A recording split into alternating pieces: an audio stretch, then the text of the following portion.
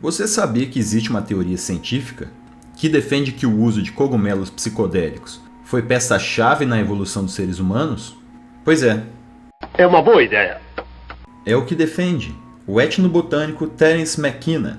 Ele diz que o consumo habitual desses fungos teria causado um salto evolutivo sem precedentes na espécie humana, propiciando o aumento do cérebro e diferenciando-nos de outros grupos de primatas, em um prazo muito mais curto do que o teoricamente necessário.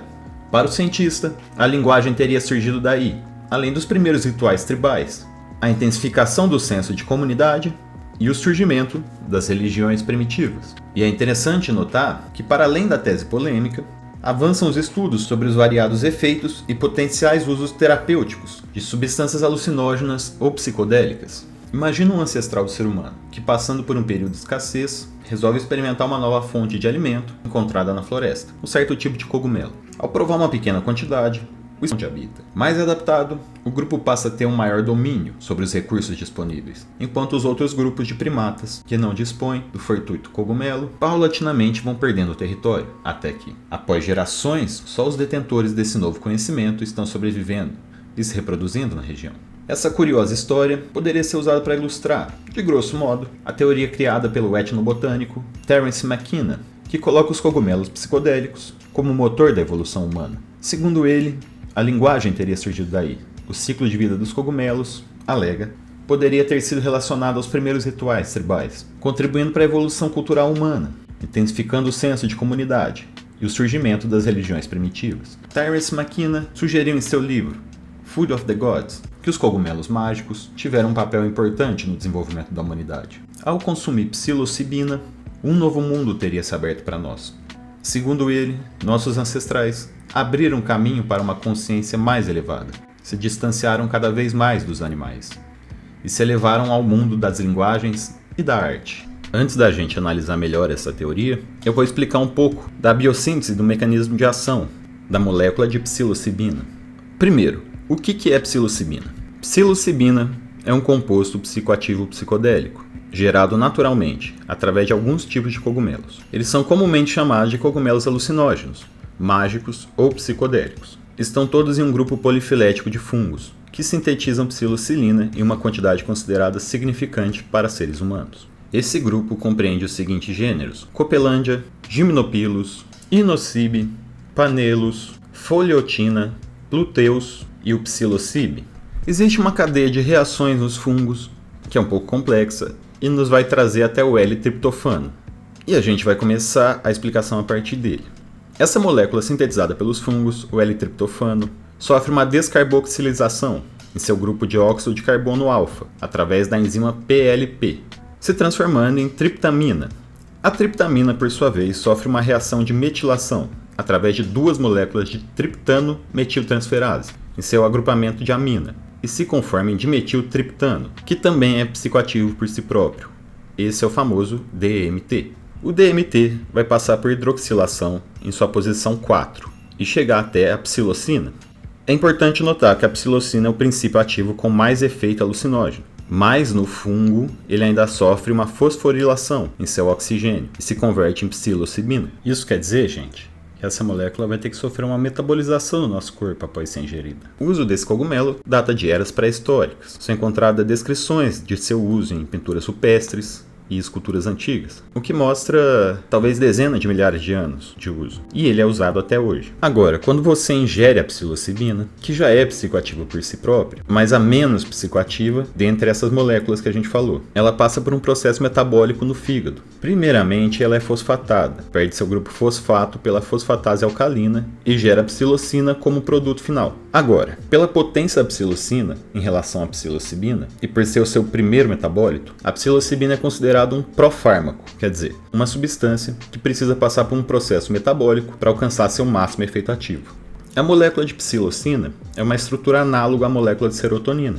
Existem muitas semelhanças estruturais a elas, e a serotonina é um neurotransmissor produzido pelo próprio corpo. As duas principais diferenças entre essas duas moléculas é a presença de dois grupos metil na amina da psilocina, que não são encontrados na molécula de serotonina, e a posição do grupo hidróxido, que na psilocina está na posição 4 e na serotonina está na posição 5, e isso vai mudar suas propriedades. Então, a molécula de psilocina vai se ligar aos receptores de serotonina do próprio corpo humano e causar diferentes efeitos. A maneira conclusiva de como ocorrem esses efeitos da psilocina no cérebro ainda não foi encontrada. A gente sabe que ela se liga aos receptores de serotonina, mas o cérebro é muito complexo para conseguir dissecar todas as questões com extrema certeza. Foi descoberto meio que de maneira genérica como que a substância age. A gente sabe que ela tem efeito agonista em receptores 5-hidroxitriptamina, que são chamados de receptores 5-HT. São esses os receptores de serotonina.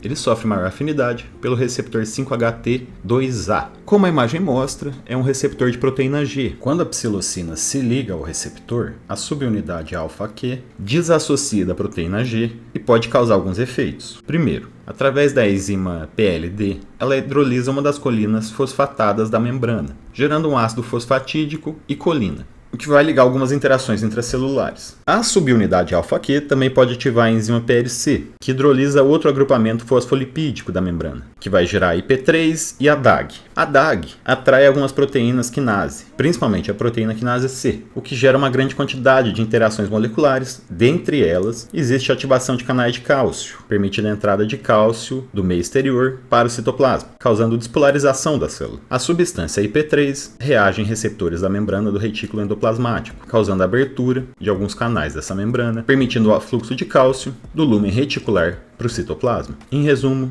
temos um mecanismo que gera várias respostas celulares, que culminam em um grande influxo de cálcio para dentro da célula, gerando a sua despolarização, que vai causar alguns efeitos da substância no cérebro. A psilocina também gera um aumento da dopamina em algumas áreas do cérebro, mas não se liga aos receptores de dopamina. O LSD, por outro lado, possui afinidade para esses receptores. A molécula de psilocina afeta vários tipos de receptores de serotonina, que estão espalhados em vários tipos de células no cérebro. É por isso que seus efeitos são tão variados. Dentre esses efeitos estão se sentir mais aberto ou imaginativo, ter as pupilas dilatadas, ter o que a gente chama de experiências sinestésicas, ouvir cores, enxergar som.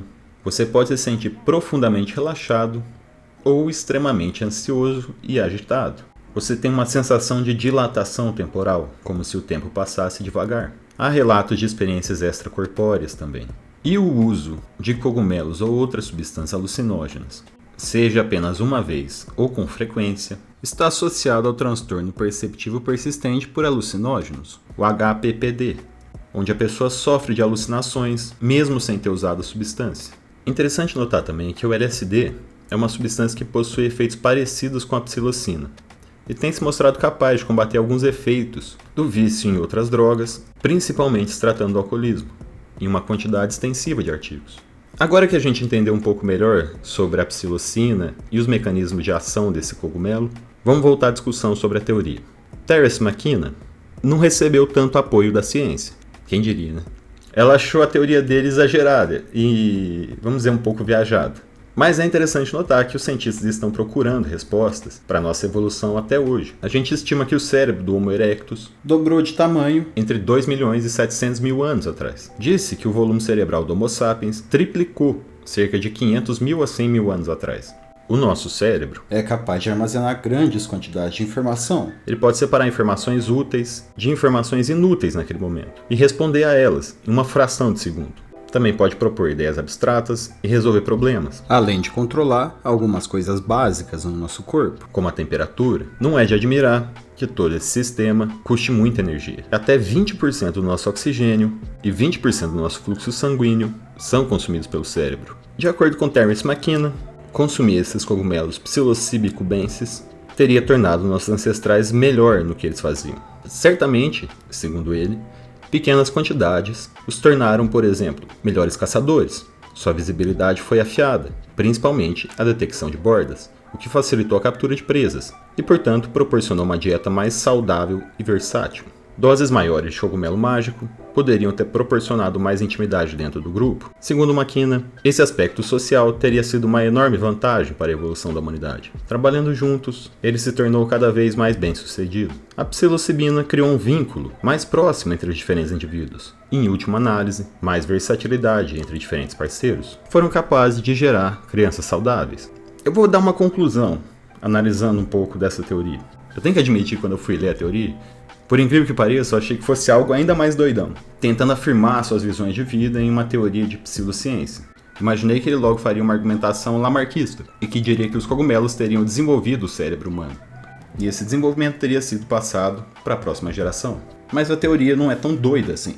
Ela realmente utiliza o modelo darwinista, refletindo que aqueles que usavam os cogumelos teriam mais afinidade social dentro do grupo, e melhores resultados em caçadas e observação, e que através dessas facilidades, aqueles que se utilizavam de tal substância teriam vantagem sobre os que não se utilizavam. Ainda afirma que os cultos religiosos e talvez a prática da agricultura tenham surgido através de práticas de observação do ciclo de vida do fungo e das estações em que ele nasceria. Bom, é difícil dar um veredito decisivo, porque essa teoria abrange um passado tão remoto e uma possibilidade até real, mas não traz fatos concretos da importância dessa substância para o desenvolvimento do cérebro. As diferentes maneiras de adaptação genética explicam algumas coisas com mais simplicidade. Vamos ver o daltonismo, por exemplo. Ele é mais comum em homens do que em mulheres, e a explicação seria: como homens caçavam, aqueles que tinham daltonismo teriam uma visão melhor para enxergar detalhes e uma melhor visão noturna. Mulheres, por outro lado, além de não necessitar da visão daltônica, realizavam um papel rudimentar de plantios e cultura de grãos,